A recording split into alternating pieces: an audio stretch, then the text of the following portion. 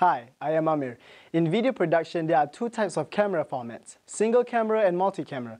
In this video, we'll be giving you a better understanding about single camera production. Some of the topics we're going to cover are also about Malaysia broadcast specification and the gears needed to pull off a good single camera production.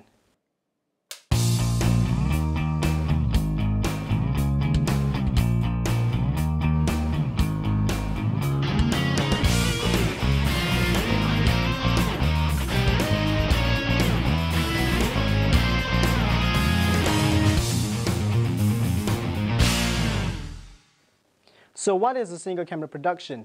Single camera production is a mode of production where one camera operates at a time, and the shots are done in the most economically efficient order. Single camera productions are not live and include a lot of editing and takes.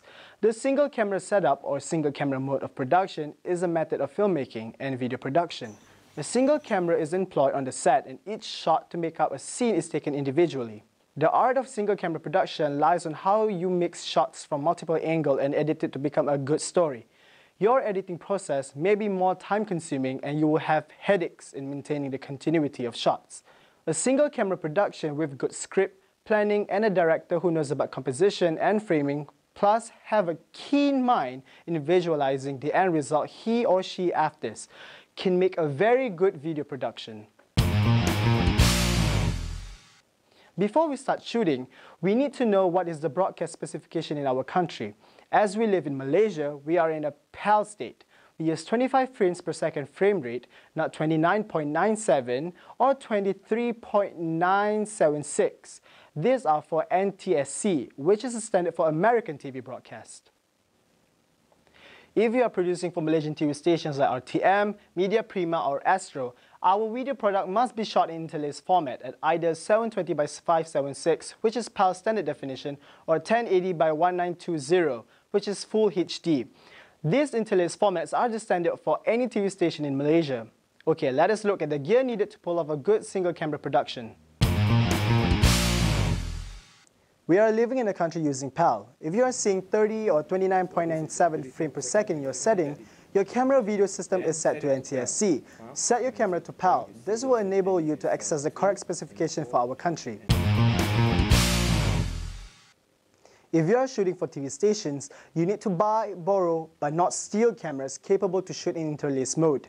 Most camcorders have these features, but only a few DSLRs have these capabilities. So check your camera settings if you have a 1080 i50 or a 25i in your camera. However, if you are shooting for the web or for in-house viewing, you are free to shoot in progressive mode. Most cameras and DSLR sold here have this mode. It is stated as 720p50 or 1080p25. You can even shoot in 24 frames per second if you want to. But be warned, the video shot in these settings won't pass the quality control of any TV station if you send it to them.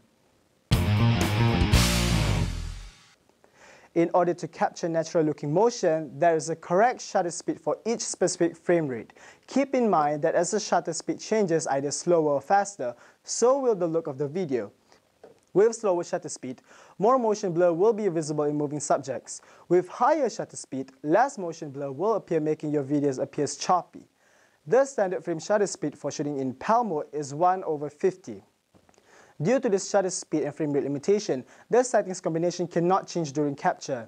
This means you will face the challenge of having only ISO and aperture to obtain a desired exposure. This can be most challenging when shooting in bright environments. My advice is to get an ND filter, or if you are lucky, your camcorder will have one built in. If you want your video to look professional, set your camera to manual focus. Consider f-stopping down the lens to sharpen and increase depth of field. Be sure focus is spot on by using an external monitor. On-camera and off-camera monitors can be plugged directly into the camera's HDMI port using an HDMI mini to HDMI standard cable or adapter. For the most automated route with the least monitoring, some of the latest DSLR cameras include full-time autofocus mode for video, yielding expert subject tracking and face detection. This means the camera follows the subject through the scene, keeping it sharp without the need for constantly pulling focus. If you are using a DSLR to shoot, it is better to customize the picture style. A sharp and contrast video will create flickers and more in your shot, and if too saturated makes it difficult to color correct in post.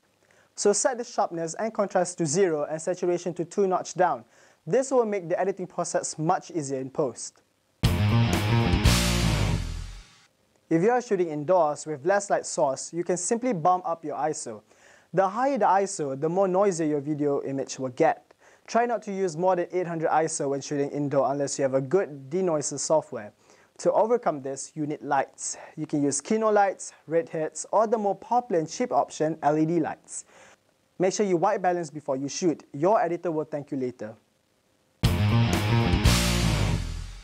Audio from internal camera mic won't be clear and difficult to monitor.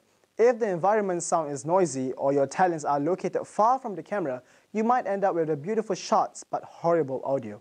It would be much worse to correct in post.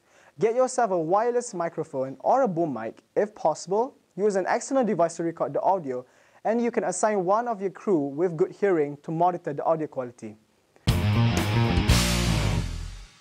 If your scenes requires lock shots, get yourself a good tripod with fluid heads. If your shots requires camera movement, get yourself a stabilizer, or if you can afford it, a gimbal stabilizer.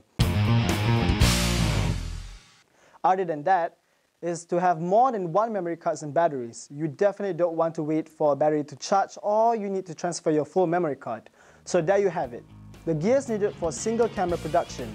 In the next segment, we'll be talking about shooting a narrative scene. See you in the next episode.